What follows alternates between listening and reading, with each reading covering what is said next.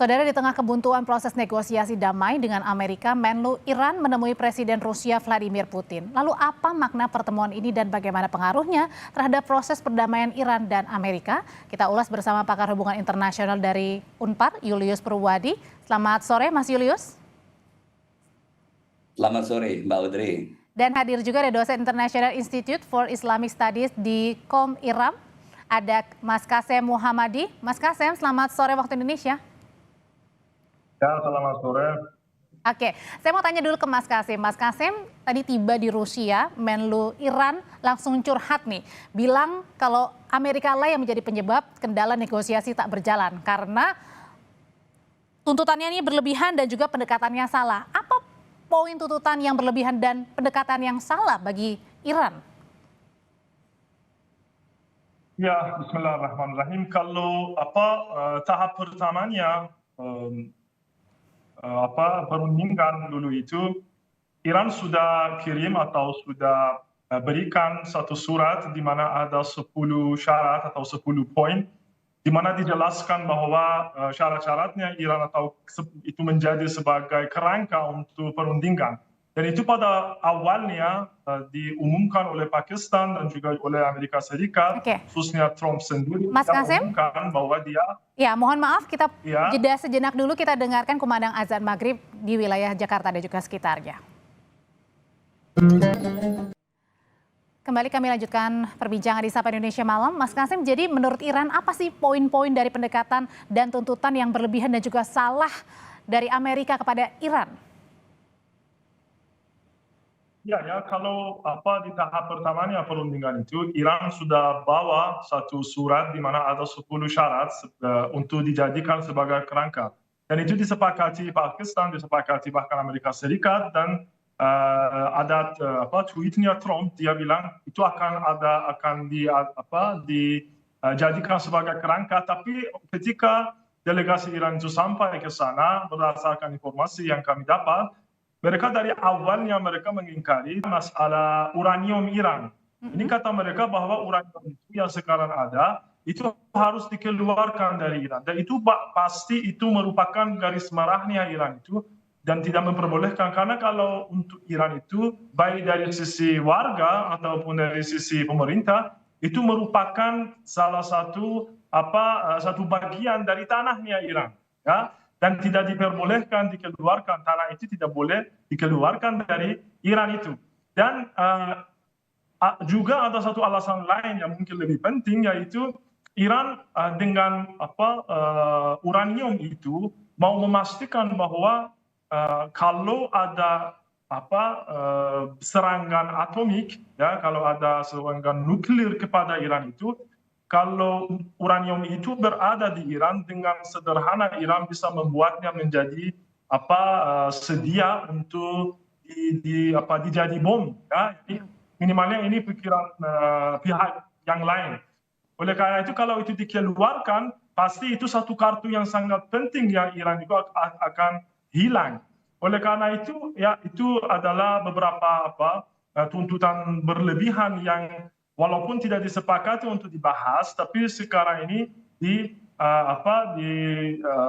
diberikan sebagai satu syarat yang harus dibahas atau diselesaikan sehingga bisa perundingan itu berjalan. Dan Iran tidak sepakat dan tidak akan menerima syarat itu. Jadi tuntutan yang memang membuat paling berat bagi Iran adalah tadi soal mengeluarkan uranium atau memberikan uranium itu keluar dari Iran untuk Amerika.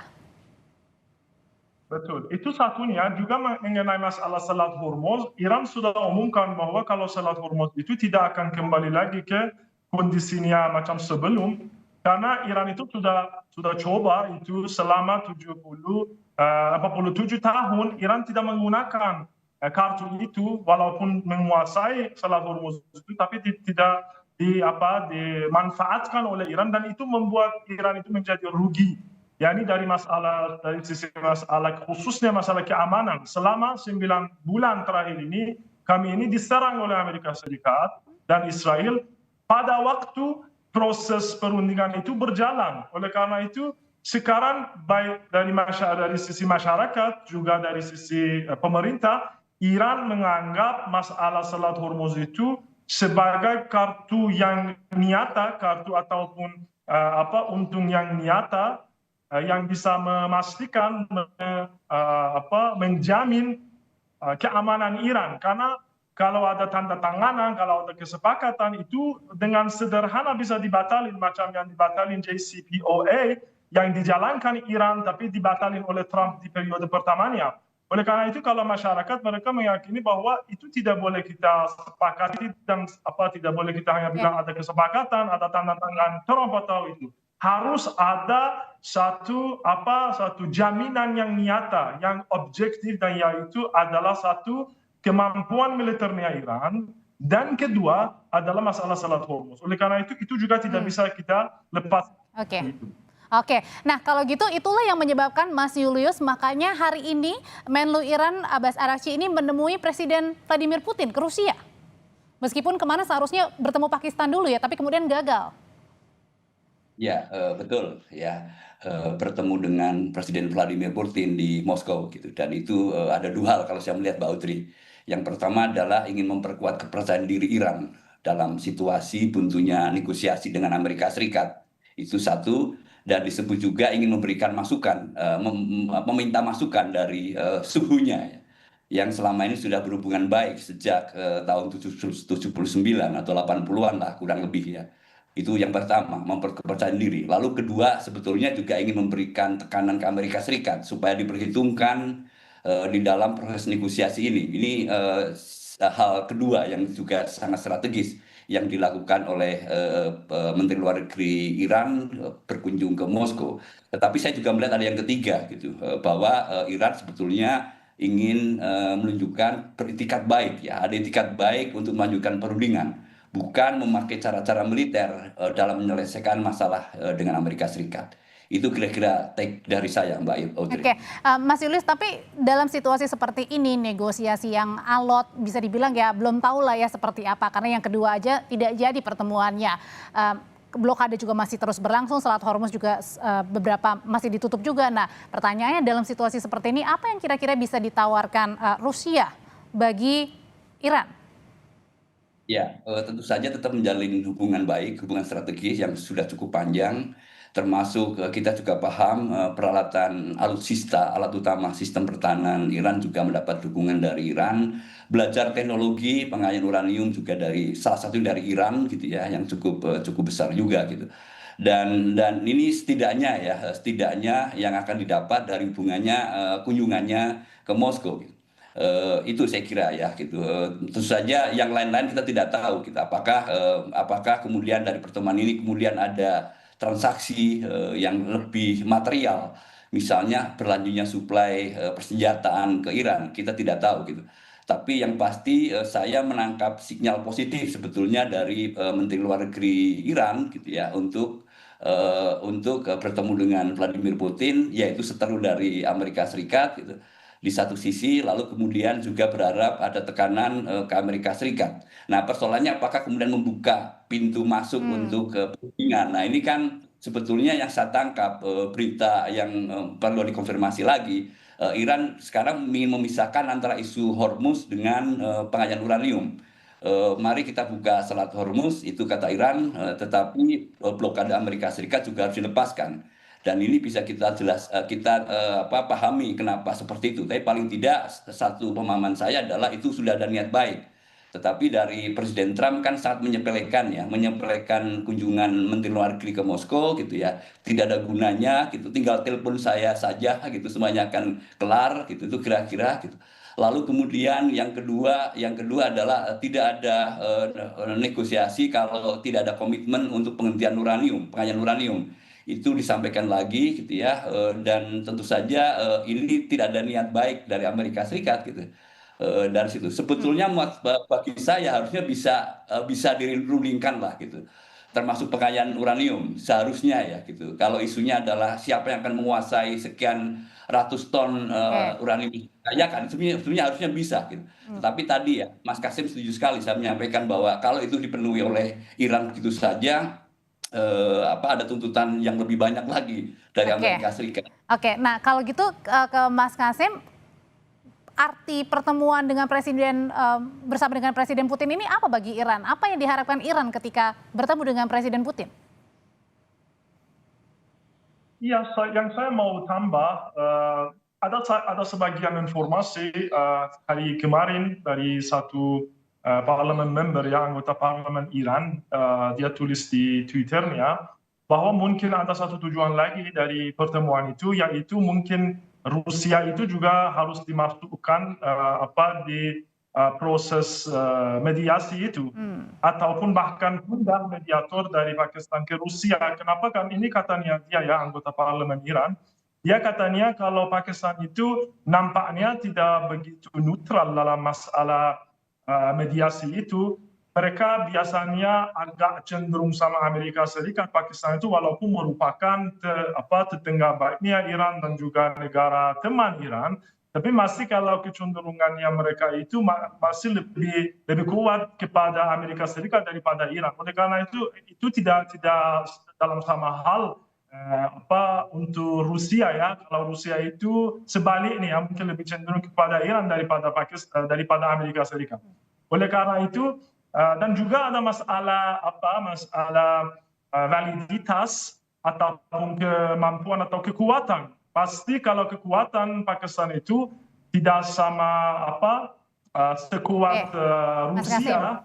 Dan oleh karena itu nampaknya mungkin satu halnya yang Menteri Luarnya dan itu ke Rusia mungkin untuk menegosiasi mengenai masalah itu, mediasi. Berarti artinya di sini Iran sedang mencari negara baru untuk menjadi mediator, karena sebelumnya ada Pakistan, ada Oman, dan kali ini nampaknya karena tidak puas dengan kedua negara ini menjadi mediator, nampaknya Iran ingin mencari sendiri negara yang nextnya ini bisa menjadi mediator bagi kedua negara, Iran, Amerika.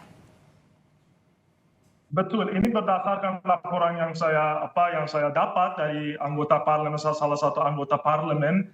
Ya, kami belum tahu apa yang akan terjadi, tapi itu bisa terjadi karena nampaknya kalau Pakistan itu khususnya di perundingan tahap pertamanya ada sebagian hal yang kami ini melihat dari pihak Pakistan yang tidak begitu cocok sebagai satu pihak yang netral. Khususnya dalam masalah media, ada beberapa kali diumumkan bahwa Iran itu akan ikut dalam perundingan, walaupun itu sudah diumumkan di tahap kedua itu Iran tidak akan ikut. Tapi itu diumumkan Pakistan dan nampaknya mau ada tekanan media atas Iran sehingga Iran itu ikut. Oleh karena itu mungkin satu tujuan dari kunjungan Abbas Araghchi itu ke Rusia itu, mereka mau menegosiasi apakah bisa mediator itu ditambah lagi atau bahkan dipindah dari Pakistan ke sana. Oke, tapi pertanyaan selanjutnya ke Mas Julius, ketika Iran membuka kemungkinan besar untuk Rusia menjadi negara yang selanjutnya menjadi mediator bagi Iran dan juga Amerika, apakah Amerika bersedia Rusia yang akan menjadi mediatornya? Nanti usai jeda Bapak-bapak akan menjawabnya, tetap di Sapa Indonesia Malam.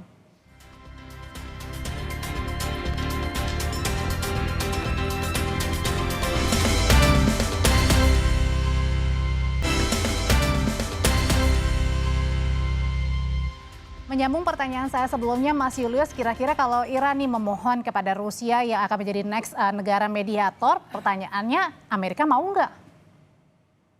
Ya, pertanyaan sulit dan yang tahu pasti Presiden Trump ya gitu. Mungkin kalau kita melihat respon Trump terkait dengan kunjungan Menlu Iran ke Moskow gitu, tampaknya mungkin tidak happy ya, berharap tidak gitu.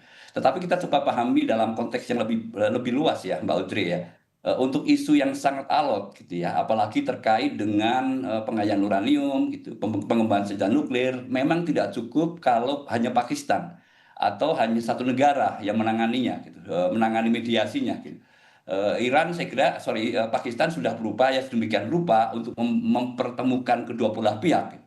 Tetapi kelemahan Pakistan adalah tidak bisa membangun titik temu substansi dari isu-isu yang dinegosiasikan. Nah, dalam hal ini gitu ya, saya membayangkan bahwa seharusnya lebih dari satu gitu. Nah, kalau kita ingat perundingan di 2015, sponsornya kan termasuk negara-negara anggota tetap di KBBB. Pada waktu itu ada termasuk Perancis, Inggris gitu ya, ditambah Jerman bahkan masuk juga di situ.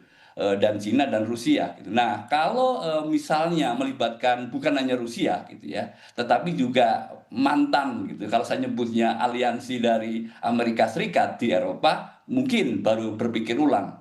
Nah, ini saya lihat mungkin itu satu perspektif menarik dari kunjungan Menteri Luar Negeri Iran ke Moskow, yaitu mencoba mencari titik tembus gitu ya, celah baru yang sangat sempit untuk mengundang mengundang Rusia sebagai mediator. Kita juga lihat siapa tahu setelah ini akan ada rencana kunjungan ke Beijing dan itu akan menjadi sangat lengkap apa yang disampaikan oleh Mas Kasim tadi gitu, mencari mediator baru yang lebih kuat. Tapi bukannya Nah, Amerika justru ketika misalnya hari ini ke Rusia, nanti kemungkinan misalnya ke China ya misalnya, kalau kalau gitu bukannya Amerika semakin memperlihatkan bahwa oh Iran juga sedang mencari sekutu-sekutunya nih untuk memperkuat lagi. ya bisa dipahami saya kira ya, bisa dipahami gitu. Dan kenapa tidak gitu, di dalam diplomasi itu kan harus dilakukan segala macam kemungkinan. Dan ini tujuannya adalah tujuan yang sangat baik, yang sangat positif gitu. Daripada melanjutkan perundingan dengan mediator yang Iran sendiri sudah mengklaim itu tidak netral ya gitu. Hanya menjadi messenger dari 15 pesan yang diinginkan oleh Amerika Serikat di dalam perundingan itu. 15 itu banyak ya. Kita belum menyebut misalnya pembatasan rudal gitu, lalu kemudian larangan senjata strategis, lalu kemudian penghentian proksi, termasuk juga keamanan maritim. Itu di luar isu yang selalu kita omongkan, Hormuz dan pengairan uranium, Bautri.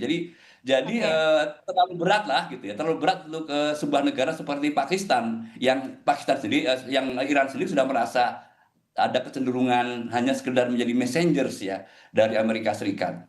Oke, Mas Kasim, saat ini kan Amerika masih memblokade pelabuhan-pelabuhan di Iran. Nah, apakah Anda juga bisa membaca dengan kedatangan Menlu Iran ke Rusia, mungkin untuk meminta Rusia memperbolehkan Laut Kaspia-nya ini bisa dilewati oleh kapal-kapal Iran? Iya, kalau mengenai masalah blokade itu pasti itu sekarang mengganggu ekspor impornya Iran, tapi tidak begitu gangguan itu tidak begitu keras karena kalau perbatasan Iran itu luas sekali, hampir 8.500 kilometer adalah perbatasan Iran, 2.000-nya adalah di selatan Iran di Teluk Persia itu. Oleh karena itu hampir 6.000 kilo lebih perbatasannya itu masih bebas dan Iran itu bertengkar sama Rusia, sama Turkmenistan, Turkiya dan 10 negara, lebih dari 10 negara Iran itu bertengkar. Oleh karena itu saya kira kalau masalah blokade itu tidak minimalnya untuk jarak yang pendek, mungkin beberapa bulan tidak akan mengganggu begitu keras Iran itu. Oleh karena itu dia pasti mungkin ada sebagian kesepakatan lain di antara Iran dan Rusia mengenai masalah persenjataan atau bahkan mengenai masalah impornya Iran. Tapi saya kira sampai sekarang itu tidak begitu mengganggu. Khususnya mengenai masalah ekspor minyak, ya pasti 90% minyaknya Iran itu lewat Selat Hormuz. Tapi itu nampaknya blokade itu juga sudah diakali Iran. Sampai sekarang nampaknya hampir 20 juta barel minyak itu sudah lewat dari Selat Hormuz. Dan Iran nampaknya sudah tahu bagaimana itu lewat 47 tahun Iran tahu bagaimana harus mengakali blokade atau embargo itu ya.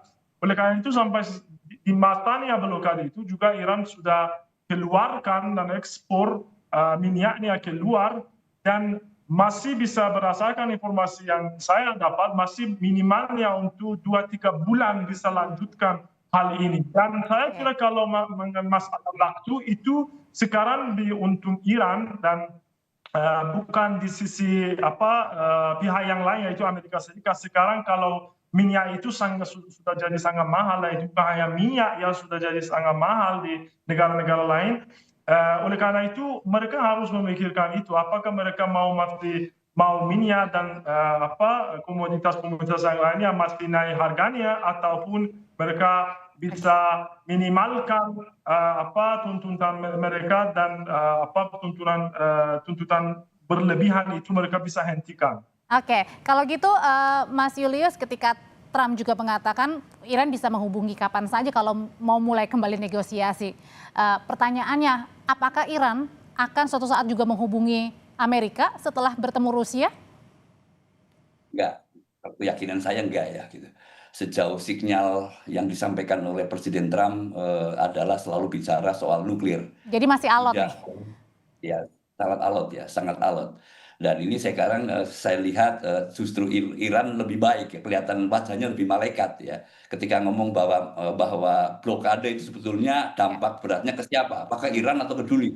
Dan nyatanya kan yang kena dampak luar biasa kan ke mana ke seluruh dunia gitu, bukan ke Iran yang disebut tadi 2-3 bulan masih bisa bertahan. Itu artinya apa? Ayo kita buka Selat Hormuz. Iran menawarkan itu, tetapi syaratnya satu adalah blokade Amerika Serikat dibuka, yang kedua gencatan senjata saya kira untuk selamanya. Itu yang diharapkan yang bisa dirundingkan dengan Amerika Jadi Serikat. jadi statusnya masih gantung ya, nggak tahu nih siapa yang akan menelpon duluan, Iran atau Amerika?